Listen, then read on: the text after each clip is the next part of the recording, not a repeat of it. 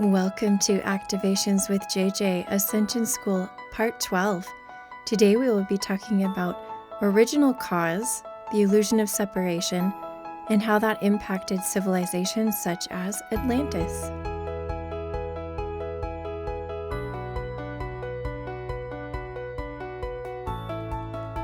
Hello, my friends. Thank you so much for joining me today. Whether you are new to the channel or you've been listening for a long time, I am so glad that you are here to co-create with me, and especially glad that you're here for an Ascension School episode. These are some of my favorite. I love digging deep. I was reminded this week of a term that Dolores Cannon used to use. She used to call this kind of stuff mind candy because she would get super deep down a rabbit hole and just think, wow.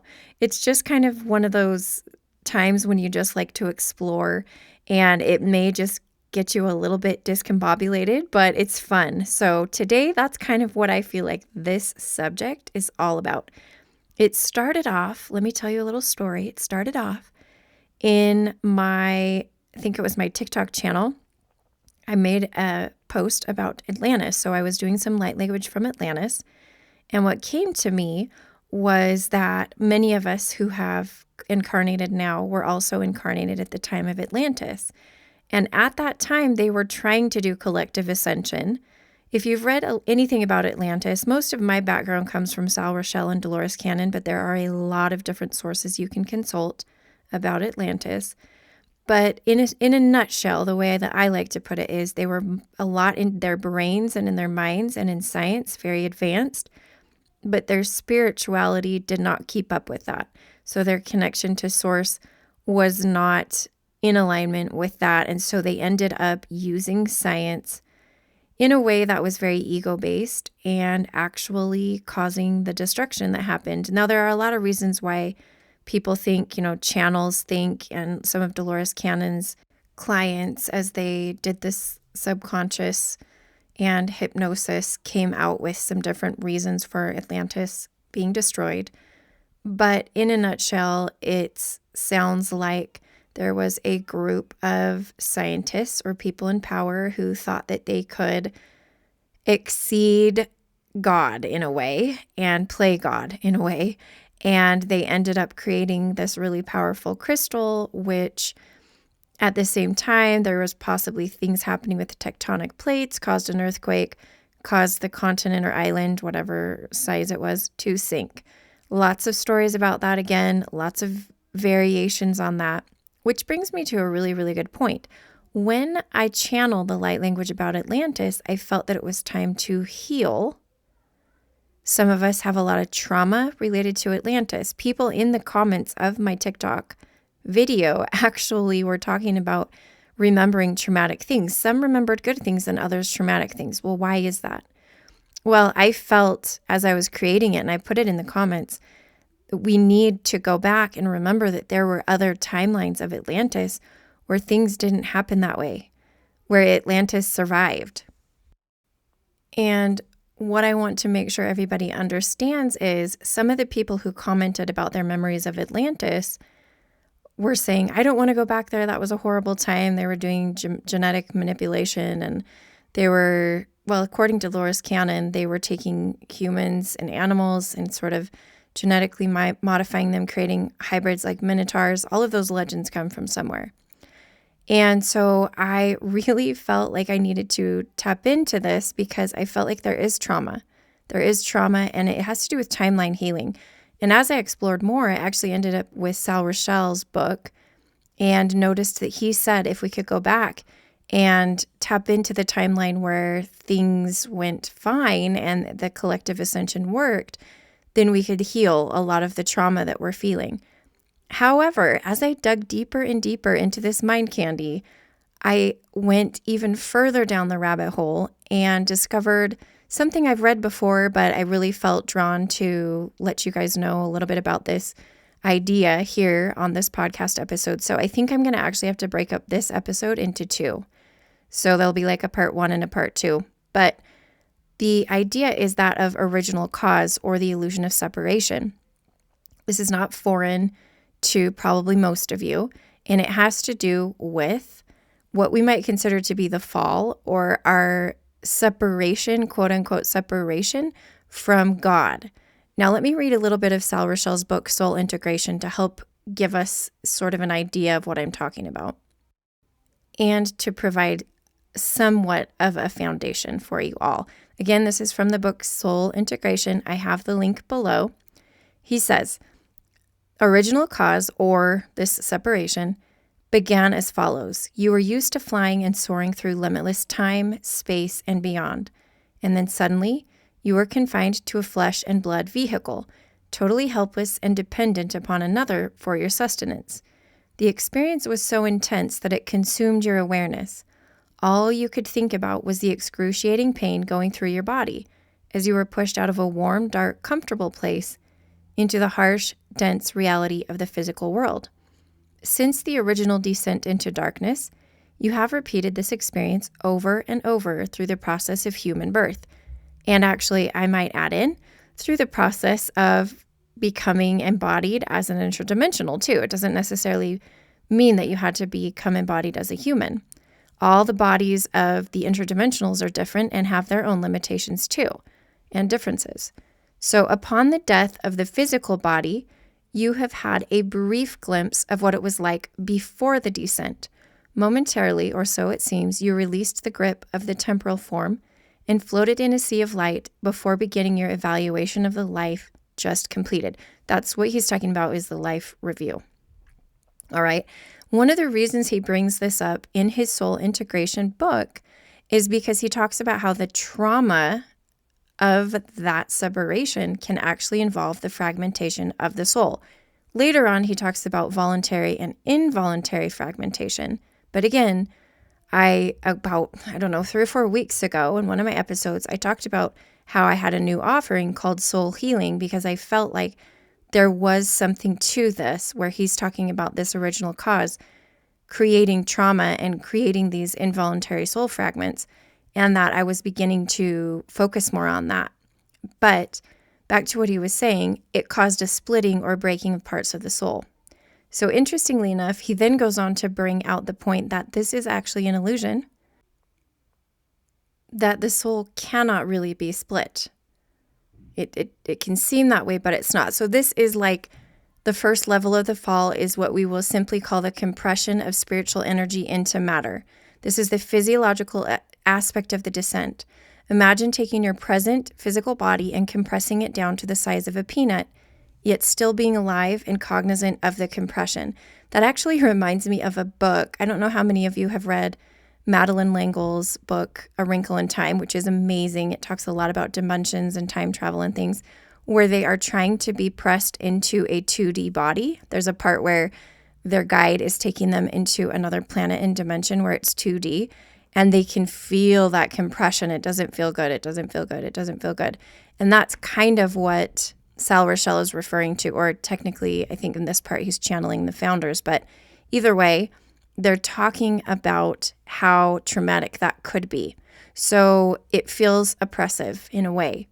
Now, this is kind of, again, an illusion, and he brings this up a little bit later on because he says a lot of this compression and these feelings have resulted in the religions, right? Trying to explain and trying to say that heaven is better than life on earth.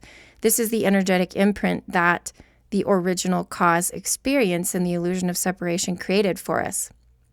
Again, this is accompanied by emotional trauma, which a lot of the religions kind of create this idea that we were kicked out of heaven, we were kicked out and thrust into a cold and cruel world. And then, of course, we lead into emotional trauma and then guilt and then punishment and then shame. I mean, all kinds of this cycle that you can see. So again, he's talking about how this energetic sort of imprint has snowballed into all of these concepts that we have, and it's very painful. But he brings out a really, really good point, okay? And he says, this was the beginning of self-judgment. You began believing there was something wrong with you, and that is why the experience was more than just painful. You resisted the pain of the compression, right, of your larger soul into a smaller incarnate object, And in so doing, suffering was born. Our definition of pain is resistance to what is. Our definition of suffering is resistance to pain. Let me say that again. Our definition of pain is resistance to what is. Our definition of suffering is resistance to pain. In actuality, he says, it was the other way around. What started out as an intense experience became painful as soon as it was judged as being wrong. Since pain is resistance to what is, if there had been complete acceptance of original cause, it would have simply been seen as a very intense experience of energy and nothing more. Okay, I'm going to stop right there and let you come up for air because this is kind of like a fire hose, a fire hydrant being poured out with all this information. But I want you to remember, this is something I talk about quite a lot. I talk about observing rather than judging. I talk about this idea of non-duality versus duality. This is honestly what we're trying to heal. The illusion of separation created duality. The healing of this illusion and the realization that we are not separate from God creates this idea of not having to judge things and not thinking something's right or something's wrong, or even to that where it's us versus them, or there's a right version and a wrong version. It kind of reminds me of earlier this week, I also posted another TikTok video. Actually, I think it was a couple weeks ago from the Galactic Federation, and I channeled the Galactic Federation. And some of the things I said in there might have been controversial a little bit. And it was funny to see some of the responses where people were like, well, this can't be right, and so I don't think this is a valid channel. And I was like, okay, great, that person's using their discernment. But again, we create our own reality, right? There isn't like a right version and a wrong version. It's all kind of just variations. It's all different experiences. And when you start allowing and honoring other people to have their experience, that's when we release the need to be tied to duality and we embrace non-duality, which heals this original cause. It gets a little bit deep, I know. Hope just stay with me for a second longer. I know there's a reason I'm bringing this up. Anything that's coming to you and anything that Spirit is bringing to your mind is what you need to ponder, possibly related to all of this, even if you're not catching every single thing I'm saying. Again, you can go back to the book and read for yourself. But I just want to go really quickly as I wrap up here, talking about how Sal Rochelle brings up the fact that entire civilizations have come and gone as a result of souls failing to integrate original cause. This is where it brings me to Atlantis, which is where I began, if you remember. So he talks about, for instance, that unintegrated energy flows in and out of every building in a city, regardless of how much reinforcement is made to the building or how many attempts have been made to create privacy. The pattern, the original cause energy pattern is, I am not okay the way I am. Something is wrong with me. And again, this permeates everywhere. It's just a vibration. There are cities where this vibration comes forth and it creates negative things. Is what again, we're not really judging, but it's kind of funny in the book, even though he says there's no such thing as positive and negative, then he talks a little bit about negative. I'll just say like low vibration. That's what I'm going to say. So the etheric planes have not escaped the ravages of unhealed original cause. And that's the next part of the book that Sal Rochelle says. The core negative beliefs and discordant astral energies become lodged in the aura and chakras of the human body as etheric imprints. I'm not going to go into a lot of detail about that because I feel like when we raise our vibration, those things heal. Many of you are on that journey with me, and I know you're drawn to my podcast because I don't give that a lot of attention. However, it is good to know because you can also then have that be called to your mind when you need to draw attention to it. But I feel like I'm not focusing on that too much in what I do personally. So the causal plane bears the remembrance of all the lifetimes where unhealed original cause eventually dominated life experience. This is what I wanted to bring out in relation to Atlantis. Memories of the fall of civilizations are embedded in the Akashic records, the main repository of the causal plane. Most souls who lived and died during a cataclysm, whether or not human-caused, have unresolved original cause issues related to their inability to prevent such disasters. I'm going to pause for a second because I feel like that might resonate with some of you. Most souls who lived and died during a cataclysm, whether or not human-caused, have unresolved original cause issues related to their inability to prevent such disasters. I don't know if this hits home with you, and this is kind of where I'm going to stop and end this particular episode, and then again, I will do a part 2, because from here, Sal Rochelle starts talking about Atlantis, because a lot of people are still blaming themselves for what happened during Atlantis. Not only Sal Rochelle does, but some of the people that Dolores Cannon worked with corroborate this. And they talk about how they were part of priests that were trying to work and heal and do things that would help the civilization, while there were others that were more egocentric, and what they were doing was damaging the civilization and causing the destruction.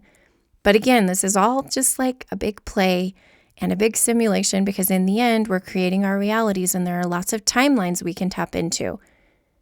The main point that I want to bring home is that this is a root cause of the idea of duality. As we shift into the new earth, we are basically combining the two and finding unity. This can be symbolized through the divine feminine and divine masculine becoming one. That can be symbolized by many, many different things. But I want to go ahead and end right here, leave you with those things to think about. I will create the second episode where I talk a little bit more specifically about Atlantis, and I'm going to channel some of the people who lived during the time of Atlantis. Maybe it's one of my past lives that I'm going to be channeling, because I know a lot of us that are here now lived at that time. But essentially, I want to bring forth the timeline where it did work successfully. I feel really drawn to do that. I think it has something to do with their experiment, quote unquote, working. And we can apply some of those same lessons as we are going through collective ascension now. So it gets a little bit mind-boggling, I know, to think that there is an Earth that actually went through Atlantis, and Atlantis survived and everything went fine and they were able to ascend. And then there was another experience in another timeline where it sunk into the ocean, and many more than that. It's all about the multiplicity and multidimensionality of timelines. So make sure you keep an eye out for that episode. It will be coming out a few days after this one. Again, thank you so much for co-creating with me. If anything I said resonated with you regarding a past life you might have had on Atlantis or in Atlantis, and you want to explore that even more deeply, I encourage you to book a one-on-one session with me. In my 45-minute sessions, I am able to do past life regressions with you, at least connecting with a possible past life that you could have had or parallel life there, and begin to sort of bring those things to the surface that might need to be healed. So that could be done in a 45-minute session or in a soul healing session. Also, if anything I mentioned about multidimensional soul integration, which as Sal Rochelle said, is what happens after you've fragmented, is part of your soul evolution is to reintegrate those aspects, please contact me. You can click on the link below. I am now enrolling for my April 2002 soul integration. I'm actually doing those every month, so if it's past April 2022 and you're listening to this, you can hop on the website and there will be other offerings there. Again, I really, really, really appreciate you coming. I can feel your energy. I can feel your love. Please take a quick moment to like and subscribe so this video can get out to anybody and everybody who it would resonate with. As always, I'm sending you so much love and honoring the divine being that you are.